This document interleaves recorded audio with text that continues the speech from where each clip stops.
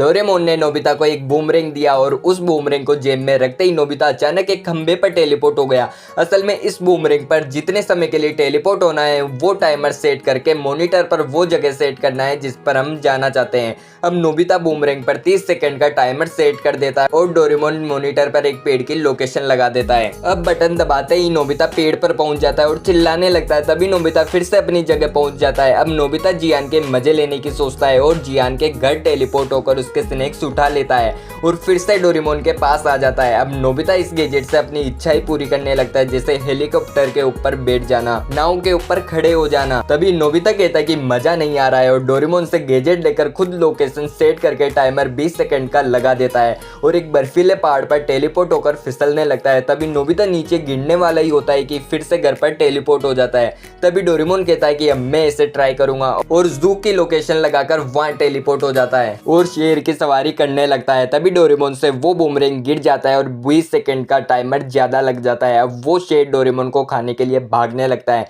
लेकिन डोरेमोन लोहे का बना होता है और जैसे ही शेर उसे काटता है तो शेर का जबड़ा हिल जाता है और डोरेमोन फिर से घर टेलीपोर्ट हो जाता है। और नोबिता अब सोचता है कि मैं कुछ अलग करूंगा। तभी नोबिता बोलता है कि चांद पर तो सब जाते हैं लेकिन मैं सूरज पर जाऊंगा। तभी डोरेमोन बताता है कि तुम सूरज पर जाते ही जलकर भस्म हो जाओगे।